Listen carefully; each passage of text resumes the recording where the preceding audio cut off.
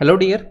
इस वीडियो के अंदर मैं आपको एक्सरसाइज 1.1 के सॉल्यूशंस कराने वाला हूं और आपसे मैं ये कहना चाहूँगा कि इन एक्सरसाइजेस के अंदर जो क्वेश्चंस हैं वो आपने खुद करने हैं। ठीक है, आपने उनका सॉल्यूशन नहीं देखना है। हाँ, अगर किसी क्वेश्चन के अंदर ये हो कि आपको अच्छा सॉल्यूशन ना निकले आपका खुद का, या फिर सॉल्यूशन निकले ही ना, तो उस केस में आप देख सकते हो। ठीक है, तो इनको कंसेप्ट लेक्चर की तरह देखकर अपने टाइम को वेस्ट मत कीजिएगा। PQRS is a rectangle in which side PQ is 24। तो भाई PQRS एक रेक्टेंगल बना लेते हैं, साइड PQ इसके अंदर 24 है। PQRS, QR जो है वो 16 है। T is a point on RS, RS के ऊपर एक पॉइंट है T। उसने कुछ बताया नहीं तो हम कहीं पर भी ले सकते हैं, ये मैंने ले लिया point T। What is the area of triangle PTQ? तो ये बोल रहे हैं कि भाई ट्रायंगल PTQ का एरिया क्या होगा। तो देखो मेरे भाई, ये जो ट्रायंगल PTQ बनी है, ट्रायंगल का एरिया क्या होता है? बिल्कुल सबसे जो सिंपल फॉर्मूला है, that is half into base into height. तो ये जो ट्रायंगल PTQ बनी है, इसका बेस कितना है? इसका बेस दिख रहा है जी 24। तो इसका बेस है 24 और इसकी हाइट कितनी है? देखो ये जो ट्रायंगल है ये RS और PQ इनके बीच में है, इनके बीच में है। तो इस रेक्टेंगल की जो हाइट है वही इस ट्रायंगल की हाइट है। इन दोनों की हाइट बराबर है। रेक्टेंगल जितनी ऊंची है उतनी ऊंची ये ट्रायंगल है, क्योंकि रेक्टेंगल के अंदर है। तो इसकी हाइट कितनी है? 16। तो half into base into height, 2 8 16 और 24 8 192। ठीक है, तो answer is option D, 2017 mains का question. Triangle PQR is inscribed in the circle whose radius is 14। तो भाई एक सर्कल है और सर्कल के अंदर एक ट्रायंगल है PQR, और इन्होंने क्या बोला है? PQ इज द डायमीटर, और PQ जो है वो सर्कल का डायमीटर है। ठीक है भाई, तो अगर PQ डायमीटर है तो इससे हमें क्या पता चलता है कि भाई डायमीटर के ऊपर जो ट्रायंगल बनती है PQR, इसका ये वाला एंगल क्या होगा? ये वाला एंगल 90 डिग्री का होगा। ठीक है, ये प्रॉपर्टी मैंने आपको करवाई है। PR इज 10 सेंटीमीटर और ये जो PR है ये 10 सेंटीमीटर है। Then what is the area of the triangle PQR? तो ट्रायंगल PQR का एरिया क्या है? तो इसका रेडियस कितना बताया एग्जामिनर ने? रेडियस बताया 14। तो ये पूरा डायमीटर है, कितना हो जाएगा? 14 दूनी 28। ठीक है, तो ये एक राइट एंगल ट्रायंगल बन गई। राइट एंगल ट्रायंगल में आपको हाइपोटेन्यूज पता है? जी हाँ। और एक और साइड पता है? जी हाँ। तो क्या आप दूसरी साइड निकाल सकते हो? डेफिनेटली। तो अब मैं पाइथागोरस थ्योरम लगा रहा हूँ। हाइपोटेन्यूज का स्क्वायर यानी कि 784 माइनस 10 का स्क्वायर यानी कि 100। तो अंडर रूट 684 हो जाएगी जी तीसरी साइड।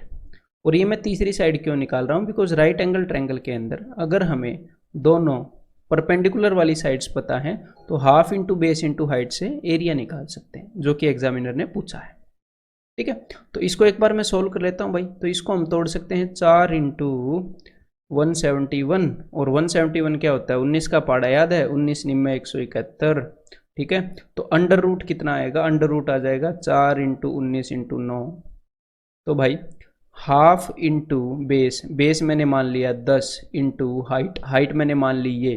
तो जब ये चीज़ सोल्व होएगी तो अंडर रूट के बाहर 9 चौके 36, ये दोनों परफेक्ट स्क्वायर है ना, 9 चौके 36, 36 बाहर क्या बन के निकलेगा? 6, और अंदर रह जाएगा जी 19। तो 2 3 6, तो 30 रूट 19 इसका आंसर हो जाएगा। दी sides of A triangle having area this, किसी ट्रायंगल का एरिया ये है, आर इन दिस रेशियो। तो जिस भी ट्रायंगल की साइड 3:4:5 में है वो ट्रायंगल पक्का राइट एंगल ट्रायंगल होगी। ये पाइथागोरियन ट्रिपलेट है ना, इसको देखते ही आपको पता लग जाना चाहिए, स्ट्राइक हो जाना चाहिए कि ये पाइथागोरियन ट्रिपलेट है। तो एक राइट एंगल ट्रायंगल बन गई, 3x 4x 5x। ठीक है, तो इसका एरिया है 776। तो एरिया क्या होता है? Half into base into height, और वो क्या है? 776। तो भाई 2 दूनी 4, 3 दूनी 6, 6 से मैं इसको काट रहा हूँ, 6 कम 6, 6 दूनी 12, 5 बचे, 6 में 54, 3 बचे, 6 6 36, यानी कि x square is equal to 36, x square is equal to 1296, x is equal to 36। ये एक्स स्क्वायर की वैल्यू इतनी है। और मैंने आपको बताया है कि भाई 36 स्क्वायर की वैल्यू आपने याद रखनी है, बताया था ना कि कई बार यूज होता है। देखो यहाँ पर यूज हो रहा है। तो एक्स की वैल्यू 36 आ गई। अब एग्जामिनर ने पूछा क्या, वो देखते हैं। अब उसने पूछा है the perimeter of the triangle is, कि भाई ट्रायंगल का पेरीमीटर क्या है? तो ट्रायंगल का पेरीमीटर क्या होगा? तीनों साइड्स की लेंथ का सम। तो 3 और 5 8, 8 और 4 12, तो पेरीमीटर है 12x, यानी कि 12 इंटू 36। तो इसको मल्टीप्लाई करोगे 12×3=60, 36 यानी कि 360, 12×6=72, 360 और 72 432 यानी कि option 4। The measures of sides of a right angled triangle are given by consecutive integers। एक राइट एंगल्ड ट्रायंगल है और उसके साइड के जो माप हैं, उसके साइड के जो मेजर्स हैं वो कंजिक्यूटिव इंटीजर्स हैं। कंजिक्यूटिव इंटीजर क्या होते हैं? जैसे 2 3 4 5 6 7 ऐसे लगातार। तो आपको कोई पाइथागोरियन ट्रिपलेट याद है जिसमें कंजिक्यूटिव इंटीजर्स हों, लगातार इंटीजर हों? जी हाँ, याद है, 3 4 5 याद है ना। ये केस याद होने का ये फायदा होगा, आपको एग्जैक्टली वो ट्रायंगल मिल जाएगी। और एग्जामिनर क्या बोल रहा है? एग्जामिनर बोल रहा है कि भाई इस ट्रायंगल का एरिया बताओ जिसकी जो साइड्स है कंजिक्यूटिव इंटीजर्स हैं। दुनिया में कोई और ऐसी ट्रायंगल नहीं है जिसकी साइड कंजिक्यूटिव इंटीजर्स हों और वो राइट एंगल ट्रायंगल हो। पता है, सिर्फ यही एक ट्रिपलेट है। इसका आप एरिया बताओगे half into base into height, यानी कि इसका आंसर हो जाएगा जी ऑप्शन डी। तो एक तो ये तरीका है। अगर आप बोलो कि भाई अगर मेरे को सबसे बेसिक जो ट्रिपलेट है वो भी स्ट्राइक ना करे तो, अदरवाइज आपको स्ट्राइक करना चाहिए। सबसे बेसिक ट्रिपलेट है भाई 3 4 5, तो आपको ये ऐसे ही करनी पड़ेगी मजबूरन। एक साइड को मानेंगे n, एक को मानेंगे n+1 और हाइपोटेन्यूज को मानेंगे n+2, क्योंकि सबसे बड़ी साइड हाइपोटेन्यूज होएगी, कर्ण होएगी। और इन दोनों को आप आपस में एक्सचेंज भी कर सकते हो, उससे फर्क नहीं पड़ता। इसको n+1 मान लो, इसको n मान लो। अब हम क्या करेंगे? अब हम इसके अंदर पाइथागोरस थ्योरम लगाएंगे। तो n का स्क्वायर प्लस n+1 का square is equal to n+2 का स्क्वायर। और जब आप ये पाइथागोरस थ्योरम लगाओगे एक क्वाड्रेटिक बनेगी, उसकी 2 रूट्स आएंगी, एक रूट नेगेटिव में होएगी, एक रूट पॉजिटिव में होएगी। जो रूट पॉजिटिव में होएगी जब हम इनको सोल्व करेंगे वो आएगी जी 3। तो n की वैल्यू 3 आ जाएगी, इसकी वैल्यू 4, इसकी वैल्यू 5, फिर हम निकाल पाएंगे। समझ में आ गई बात? तो क्वाड्रेटिक इक्वेशन सोल्व करनी पड़ेगी इस तरीके के अंदर। In a right angled triangle ABC angle C is 90। तो भाई एक राइट एंगल ट्रायंगल है ABC एंगल C जो है वो 90 है and CD is perpendicular on hypotenuse AB, और CD जो है वो हाइपोटेन्यूज AB पर परपेंडिकुलर है। ठीक है। इफ BC इज 15, अगर BC 15 है और AC जो है वो 20 है, तो ये देखते ही आपको ये पता लग जाना चाहिए कि ये वाली साइड जो है वो 25 है। ये 3 का 5 गुना है, ये 4 का 5 गुना है, तो ये 5 का 5 गुना होगा। 3 4 5 पाइथागोरियन ट्रिपलेट। अब एग्जामिनर ने पूछा कि भाई CD क्या होगी। देखो ये जो हमारे सामने राइट एंगल ट्रायंगल है इसका एरिया क्या होएगा? इसका एरिया होएगा हाफ इंटू, अगर मैं इस साइड को बेस मानूं तो ये हाइट लेना पड़ेगा। ठीक है, अगर मैं इस साइड को बेस मानूं तो हाइट होएगी ये वाली साइड, तो हाफ इंटू 15 इंटू 20। लेकिन इसी ट्रायंगल के एरिए को अगर मैं इसको बेस मानूं AB को, तो इसके ऊपर जो हाइट है वो है CD। तो इसके एरिए को मैं ऐसे भी लिख सकता हूँ हाफ इंटू, ये वाली साइड कितनी है? ये वाली साइड है जी 25, half into base into height जो कि है CD। बस हाफ से हाफ कैंसिल हो जाएगा, 5 3 15, 5 चौके 20, तो CD की वैल्यू क्या आ गई? CD की वैल्यू आ गई 12, यानी कि option B. PQR is a right angled triangle in which PQ is equal to QR। ठीक है भाई, जिसके अंदर PQ जो है PQR है इज इक्वल टू QR, एक राइट एंगल ट्रायंगल है। और मैंने आपको क्या बताया था? अगर आइसोस्केलस राइट एंगल ट्रायंगल हो तो ये कौन से वाला केस होता है? ये वाला केस होता है 45 45 90। अगर समकोण त्रिभुज हो और समबाहु हो, वो समबाहु नहीं समद्विबाहु, उसकी 2 बाजुएं बराबर हो, तो पक्का ये वाला केस होएगा। ठीक है। और जब भी ये वाला केस होता है, अगर इनकी साइड्स जो इक्वल साइड्स हैं वो 1 और 1 हैं, तो भाई 90 के सामने वाली साइड है वो इन दोनों की लेंथ का √2 गुना होती है। ठीक है। तो इस केस को याद रखा करो, जहां पर भी ये स्पेशल ट्रायंगल्स आ जाएं अपनी 30 60 90 वाली और ये वाली, तो वहां पर आपको ये चीजें हेल्प करेंगी। तो अब एग्जामिनर ने क्या बोला है?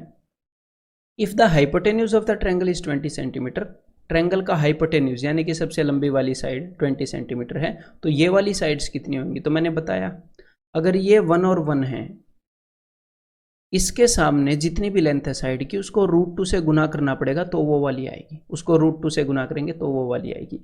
तो इसको √2 से डिवाइड करेंगे 20 को, यानी कि 10 √2, यानी कि ये वाली साइड 10 √2 होगी और ये वाली साइड 10 √2 होगी। तो हमें क्या मिल गया, हमें मिल गया बेस और हमें मिल गई जी हाइट। तो half into base into height इसका एरिया हो जाएगा, half into base into height. तो भाई 2 बार √2 से 1 बार 2 कट जाएगा, √2 इंटू √2 2 बनता है। तो इसका आंसर क्या हो जाएगा, इसका आंसर हो जाएगा जी 100, दैट इज ऑप्शन बी। ठीक है। If the perimeter of A isosceles right angled triangle, तो जैसे पिछले वाला केस था ऐसे ही एक आइसोस्केलस राइट एंगल्ड ट्रायंगल है, यानी कि 90 के पास 90 के बाजू वाली जो साइड है ये दोनों बराबर हैं और इनके 90 के सामने वाली साइड क्या होगी, √2 है। तो इसका पेरीमीटर एग्जामिनर ने आपको ये बताया है। ठीक है, तो देखो जरा, इसका मतलब भाई 2a plus √2a is equal to 4√2 plus 4। तो चलो भाई इनमें से कुछ कॉमन लेते हैं। अगर मैं अंदर वाले में से √2 कॉमन, a कॉमन ले लूँ, √2 को छोड़ो, a कॉमन ले लूँ तो यहाँ पर बचेगा 2√2, और यहाँ पर अगर मैं 4 कॉमन ले लूँ तो यहाँ पर बचेगा √2 प्लस 1। तो अब कुछ कैंसिल आउट नहीं हो रहा ना, ये 2√2 है, ये √2 प्लस 1 है, तो इन दोनों को देखकर आपको कुछ स्ट्राइक हो रहा है। अगर यहाँ पर मैं अंदर वाले में से √2 भी कॉमन ले लूँ, यहाँ पर से √2 भी कॉमन ले लूँ, तो देखो a तो मैंने बाहर रखा ही है, एक √2 और कॉमन ले लूँ तो यहाँ पर भी √2 प्लस 1 हो जाएगा। तो समझ में आ गई बात। तो अगर आप ऐसे कॉमन ले लोगे तो ये दोनों साइड से कैंसिल आउट हो जाएंगे और a की वैल्यू आ जाएगी 4/√2 यानी कि 2√2। ठीक है, तो a की वैल्यू आ गई 2√2। अब इसने पूछा क्या एग्जामिनर ने, the length of the hypotenuse is, कि भाई हाइपोटेन्यूज की लेंथ कितनी है। तो हाइपोटेन्यूज की लेंथ है √2 इंटू a, तो a की वैल्यू है 2√2 और हाइपोटेन्यूज की वैल्यू है 2√2 इंटू √2 यानी कि 4। तो यहाँ पर आंसर क्या हो जाएगा, ऑप्शन ए।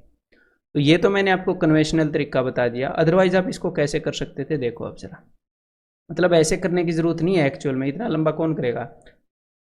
जैसे ही हमने ये देखा कि ये एक आइसोस्केलस राइट एंगल ट्रायंगल है, आइसोस्केलस राइट एंगल ट्रायंगल है, तो हमें ये पता लग गया कि ये वाली दोनों साइड्स बराबर होंगी और इनका √2 टाइम ये वाली साइड होगी। ठीक है, तो मैंने ऑप्शन देखा कि भाई ये 4 है, जस्ट मैं ऑप्शन चेक कर रहा हूँ, ये 2√2 है, मैं पेरीमीटर चेक कर लूँगा ना। अगर ये 4 है तो ये 2√2 है, ये 2√2 है, √2 से डिवाइड करने पर तो 4 + 4√2 आ गया, 4 + 4√2, तो यही आंसर है। समझ गए, आप ऐसे ऑप्शन चेक कर सकते हो, क्या दिक्कत है। देन ये वाला बताओ अब जरा, the perimeter of 2 squares are 24 centimetre and 32 centimetre. ठीक है भाई, 2 स्क्वायर हैं, इन दोनों स्क्वायर्स के पेरीमीटर क्या हैं, 24 and 32। The perimeter of a third square, एक तीसरे स्क्वायर का पेरीमीटर बताना है, equal in area to the sum of area of these squares. जो ये तीसरा स्क्वायर है ये इन दोनों स्क्वायर के एरिया के सम के इक्वल है, यानी कि इन दोनों का एरिया हमें ऐड करना पड़ेगा, तब जाकर तीसरे स्क्वायर का एरिया आएगा।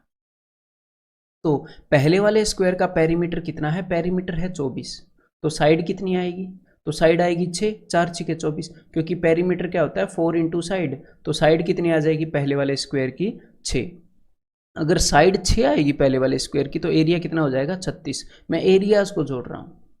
और दूसरे वाले स्क्वायर की साइड कितनी आएगी, पेरीमीटर 32 है तो 4 × 8 = 32, तो साइड आ जाएगी जी 8, तो 8 × 8 = 64। तो यानी कि इस वाले स्क्वायर का एरिया कितना हो गया 100, इन दोनों के सम के बराबर है ना 100। तो अगर किसी स्क्वायर का एरिया 100 है यानी कि उसकी साइड है 10, और एग्जामिनर ने पूछा क्या था, एग्जामिनर ने पूछा है इसका एरिया, इसका पेरीमीटर। तो अगर साइड 10 है तो पेरीमीटर क्या होगा, 10 × 4 = 40, यानी कि option B. The perimeters of 2 squares are 40 centimeter and 32 centimeter। ठीक है, The perimeter of a third square, एक तीसरे स्क्वायर का पेरीमीटर बताना है, whose area, जिसका area is the difference of the areas of the two square, जिसका area किसके बराबर है, the difference of the areas of the two square, इन दोनों स्क्वायर के एरिया का जो डिफरेंस है उसके बराबर है। तो यानी कि इन दोनों स्क्वायर का एरिया निकालना पड़ेगा, उसका डिफरेंस करेंगे फिर तीसरे वाले स्क्वायर का एरिया आ जाएगा। तो एरिया निकालने के लिए इनकी साइड चाहिए ना, जी हाँ। तो इसका पेरीमीटर कितना है, इसका पेरीमीटर 40 है, तो साइड कितनी हो जाएगी, साइड हो जाएगी 10, तो साइड अगर 10 होगी तो एरिया हो गया 100।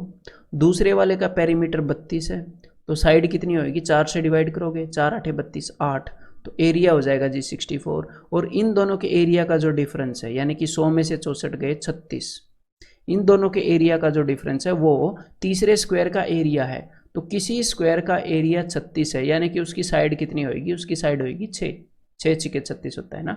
तो स्क्वायर की अगर साइड 6 है तो पेरीमीटर कितना हो गया, 6 चौके 24। तो यही हमने बताना है, answer is option A. The length of the diagonal of A square is a centimetre. तो भाई हमारे पास एक डायगोनल, एक स्क्वायर है, उसके डायगोनल की लेंथ है a centimetre. Which of the following represents the area of the square. तो ये तो डायरेक्टली फॉर्मूला पूछ लिया ना एग्जामिनर ने। अगर डायगोनल डी होता है तो मैंने क्या बताया था, स्क्वायर का एरिया होता है हाफ इंटू डायगोनल की लेंथ का square, half into D square. तो यहाँ पर डायगोनल की लेंथ ए है तो हाफ इंटू ए स्क्वायर, तो कहाँ पर है, half into a square, option C में। The length and breadth of a rectangular field are in ratio 3:2। तो लेंथ अगर 3x है तो ब्रेड्थ 2x है। If the perimeter of the field is 80। Perimeter क्या होता है, पेरीमीटर होता है लेंथ प्लस ब्रेड्थ के सम का डबल। तो अगर लेंथ और ब्रेड्थ के सम का डबल 80 है तो लेंथ और ब्रेड्थ का सम कितना होएगा, 40। लेंथ और ब्रेड्थ का सम कितना होएगा, 40। और 40 जो है लेंथ और ब्रेड्थ का सम है, और लेंथ और ब्रेड्थ 3:2 है लेंथ और ब्रेड्थ की लंबाई। तो 40 को 3:2 में बांट सकते हो कि नहीं, डेफिनेटली बांट सकते हैं। तो भाई 3 और 2 5, रेशियो का 8 गुना है टोटल वैल्यू, 5 8 40, रेशियो की 8 गुना है एक्चुअल वैल्यू, तो 3 8 24 एक्चुअल लेंथ, 8 दूनी 16 एक्चुअल ब्रेड्थ। तो यहाँ पर एग्जामिनर ने क्या बोला था, तो इसकी चौड़ाई पता करें, तो इसकी चौड़ाई कितनी हो जाएगी, ऑप्शन बी। ठीक है। If the length and perimeter of a rectangle are in the ratio 5:16। तो देखो लेंथ कितनी है 15, और पेरीमीटर, पेरीमीटर क्या होता है 2 इंटू लेंथ प्लस ब्रेड्थ, वो क्या है 16। एग्जामिनर ने क्या पूछा है, then its length and breadth will be in the ratio. तो लेंथ और ब्रेड्थ का रेशियो पूछा है। तो देखो ध्यान से, अगर लेंथ और ब्रेड्थ के सम का डबल 16 है तो लेंथ और ब्रेड्थ का सम क्या होगा। अगर लेंथ और ब्रेड्थ के सम के डबल को 16 रिप्रेजेंट करता है तो लेंथ और ब्रेड्थ के सम को 8 रिप्रेजेंट करेगा। तो यहाँ पर क्या हो गया, लेंथ और ब्रेड्थ के सम को 8 रिप्रेजेंट कर रहा है, जिसमें से लेंथ 5 है। तो अगर लेंथ 5 है 8 में से, तो बाकी की 3 क्या बच गई, ब्रेड्थ। तो लेंथ और ब्रेड्थ का रेशियो क्या हो गया, option D 5:3। The breadth of a rectangular hall is 3/4 of its length. Breadth जो है वो लेंथ की 3/4 है, तो इससे ब्रेड्थ कितनी हो जाएगी, ब्रेड्थ को 3x मान लो, लेंथ 4x हो जाएगी। ऐसे मत मानना इस केस में कि भाई लेंथ को x मान लिया, ब्रेड्थ को 3/4x, ऐसे मत मानना करो। ठीक है, यहाँ पर लेंथ को आप क्या मान लो, 4x, तो ब्रेड्थ 3x हो जाएगी। देखो 4x का 3/4 क्या होता है, 3x। ठीक है, तो छोटी वाली को ब्रेड्थ मान लेना, 3/4 है तो बड़ी वाली को लेंथ मान लेना। Then if the area of the floor is 768 metre square. तो फ्लोर का एरिया, तो भाई ये लेंथ है ये ब्रेड्थ है, तो एरिया क्या होएगा, 4 × 12x²। एरिया क्या होएगा, 12x², जिसकी वैल्यू 768 है। तो 12 से इसको कैंसिल करते हैं, 12 × 72, 12 × 4 48, तो x² = 64। तो x की वैल्यू आ गई जी 8, तो x की वैल्यू मिल गई। अब डायरेक्टली यहाँ पर जाके पुट नहीं करनी है, आपने देखना है कि एग्जामिनर ने पूछा क्या है। Then the difference between the length and breadth. तो लेंथ और ब्रेड्थ के बीच में डिफरेंस कितना होगा, तो 4x और 3x के बीच में डिफरेंस कितना होता है, 1x का, और x की वैल्यू क्या है 8, यानी कि अपना आंसर क्या होगा, option A. The length of a room floor exceeds its breadth by 20 metre. ठीक है भाई, देखो लेंथ जो है वो ब्रेड्थ से 20 मीटर ज़्यादा है। यहाँ पर डायग्राम्स वगैरह बनाने की ज़रूरत नहीं है, ये सारे क्वेश्चन डायरेक्टली एक ही क्वेश्चन लिख के हो सकता है, बस मैं आपको समझाने के लिए बना रहा हूँ। ठीक है, तो ये जो भी काम मैं यहाँ पर कर रहा होता हूँ स्लाइड पर, उसका मेन उद्देश्य होता है आपको समझाना। उसमें से जो भी काम आप मेंटली कर सकते हो उसे आप मेंटली करिएगा। ठीक है, तो ब्रेड्थ को मैंने मान लिया b, तो लेंथ हो जाएगी जी b+20। लेंथ जो है वो ब्रेड्थ से 20 मीटर ज़्यादा है। The area of the floor remain same. Floor का जो एरिया है वो सेम रहता है when length is decreased bye 10। जब लेंथ को तो 10 घटा दे, तो यहाँ पर लेंथ कितनी है, लेंथ है b+20, तो लेंथ को 10 घटा दे, तो b+20 में से 10 घटाओगे तो क्या हो जाएगा, b+10। b+20 में से 10 घटाओगे तो b+10। तो अगर लेंथ b+10 हो और ब्रेड्थ जो है but the breadth is increase by 5 metre और ब्रेड्थ b+5 हो तो फ्लोर का जो एरिया है वो उतना ही रह जाता है जितना कि पहले था। तो पहले कितना एरिया था उससे भी इक्वेट कर दो। पहले ये लेंथ थी और ये ब्रेड्थ थी, तो चलो भाई पहले एरिया था b इंटू b+20, इससे इक्वेट करेंगे। तो चलो इक्वेट कर रहे हैं, b² + 20b is equal to b² + 15b + 50। तो भाई b² से b² कैंसिल आउट हो गया, इस 15b को उस साइड ले जाओगे तो 5b is equal to 50, b is equal to 10। b की वैल्यू 10 आ गई। अब एग्जामिनर ने क्या पूछा है, एग्जामिनर ने पूछा है the area of the floor, यानी कि लेंथ और ब्रेड्थ निकालनी पड़ेंगी। तो भाई b की जगह मैंने रखा 10 और 10 + 20 यहाँ पर क्या हो जाएगा, यहाँ पर हो जाएगा 30। तो एरिया क्या आ जाएगा, एरिया आ जाएगा 300, 10 × 30। ठीक है, option 3। The number of paving stones, each measuring 2.5 meter and 2 meter, required to pave a rectangular courtyard। तो हमारे पास भाई एक रेक्टेंगुलर कोर्टयार्ड है, इसके ऊपर हमने पेविंग स्टोन्स लगाने हैं। पेविंग स्टोन्स मतलब कि पत्थर लगाने हैं, ऐसे टाइलें लगानी है ऐसे।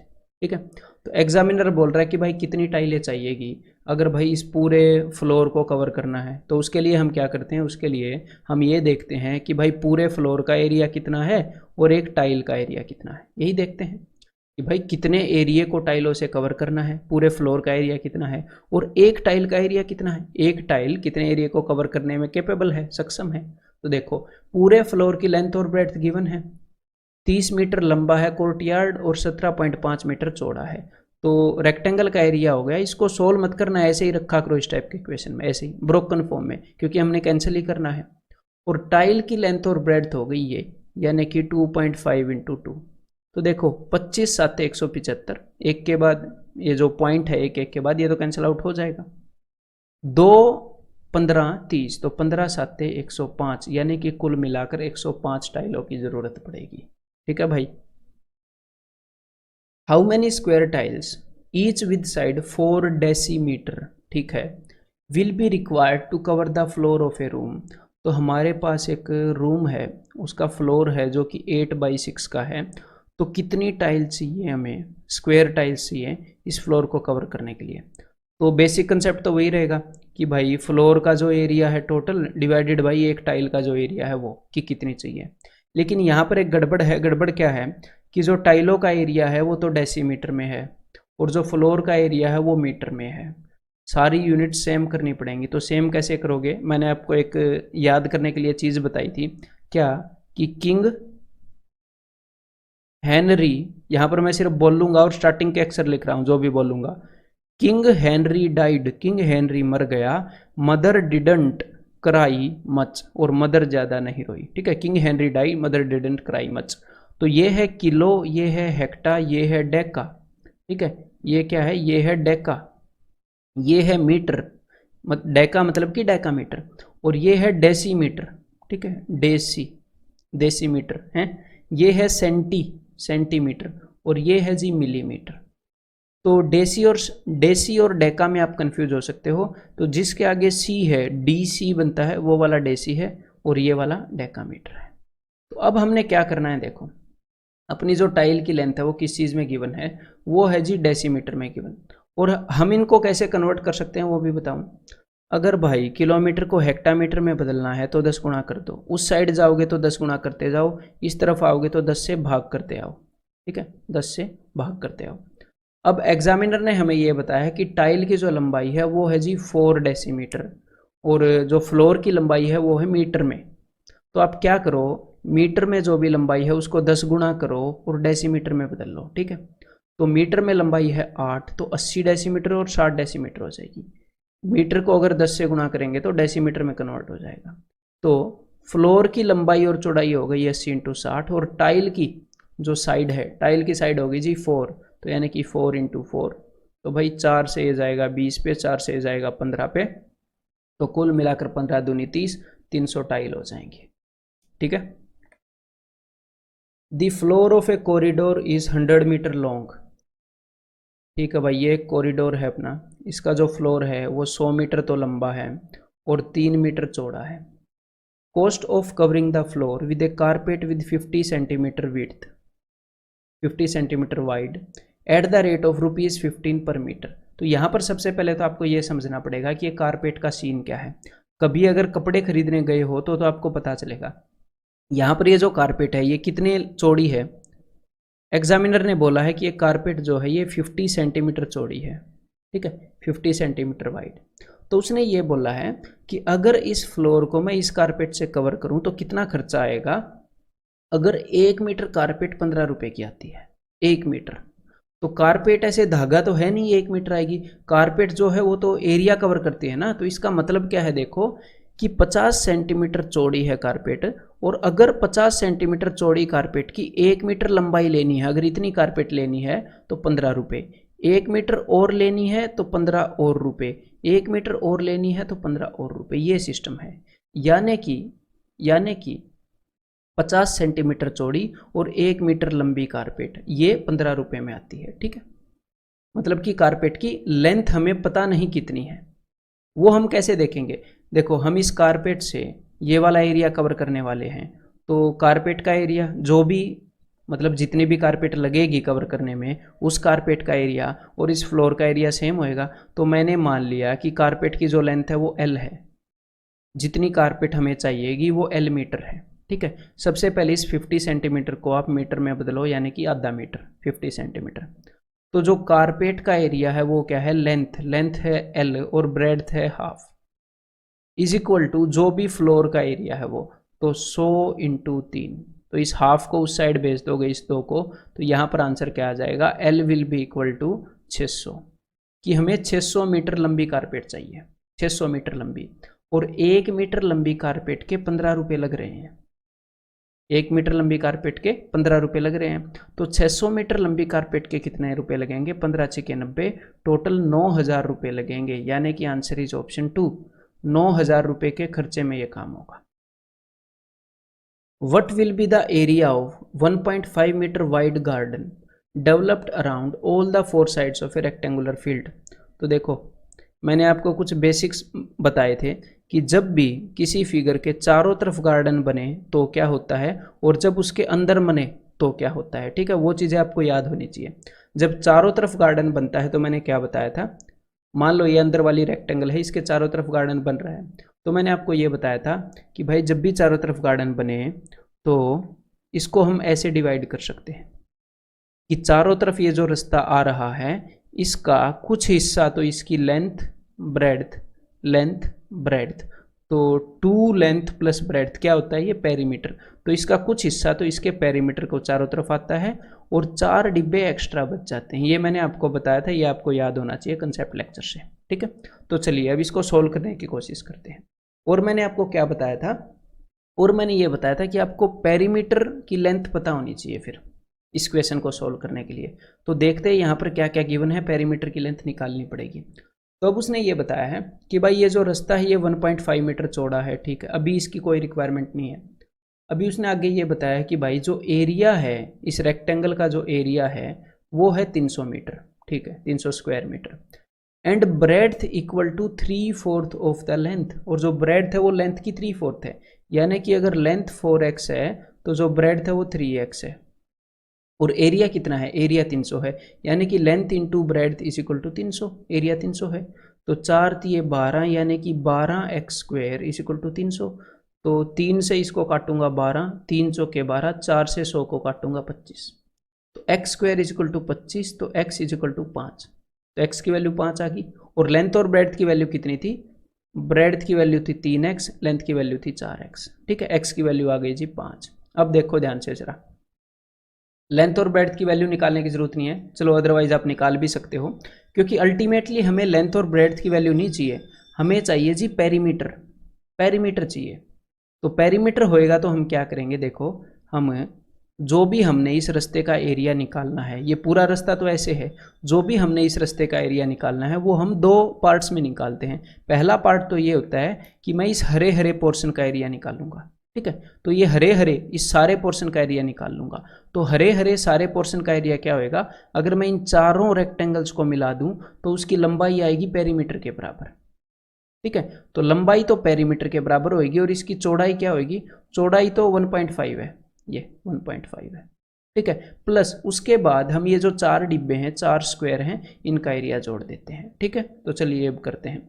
तो भाई लेंथ 4x है, ब्रेड्थ 3x है, तो दोनों का सम आ गया जी 7x, तो पेरीमीटर क्या हो जाएगा 14x, दोनों के सम का डबल होता है। अब मैं यहाँ पर x की वैल्यू रख रहा हूँ 5, तो 14 5 70, पहले भी रख सकते थे, कोई ज़्यादा फर्क नहीं पड़ेगा।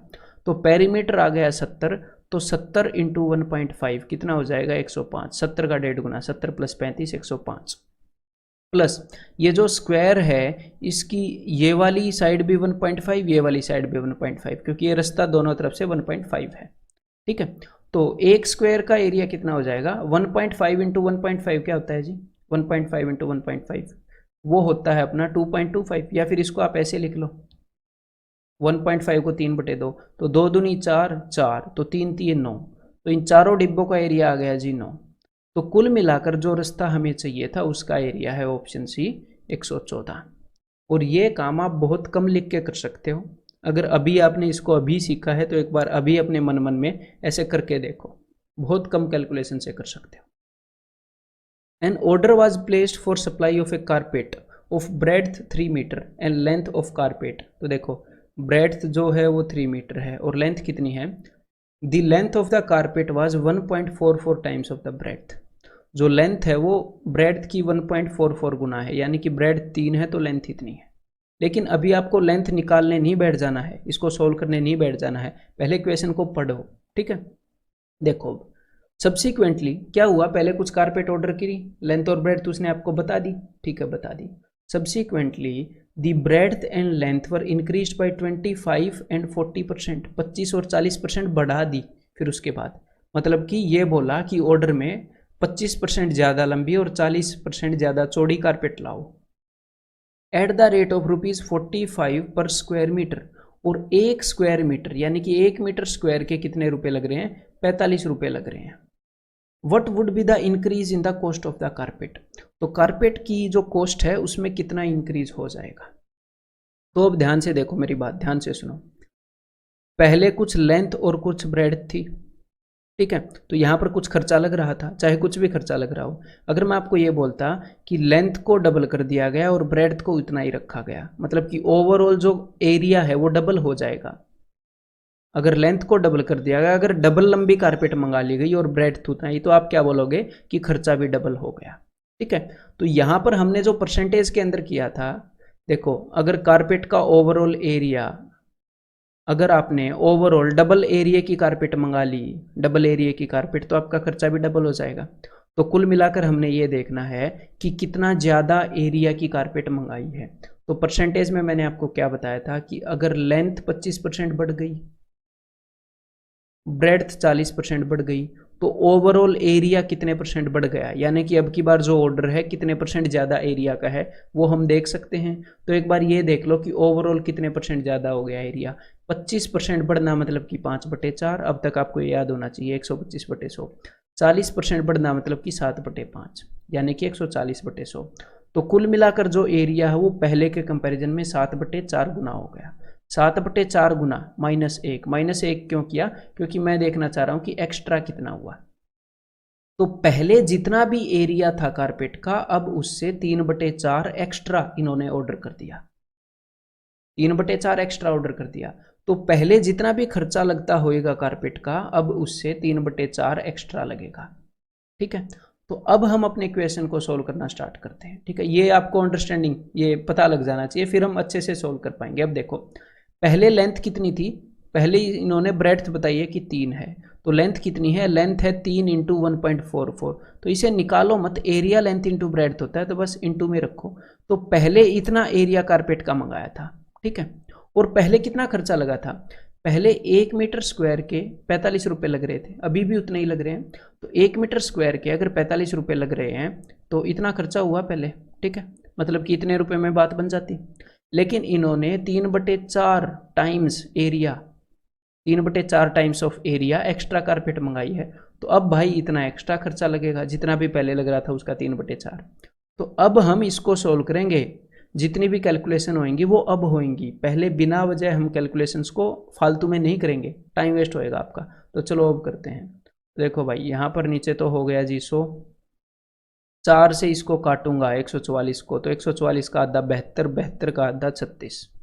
ठीक है, 5 दूनी 10 और 5 निमे 45, 2 से इसको काटूंगा तो ये 18 पर जाएगा।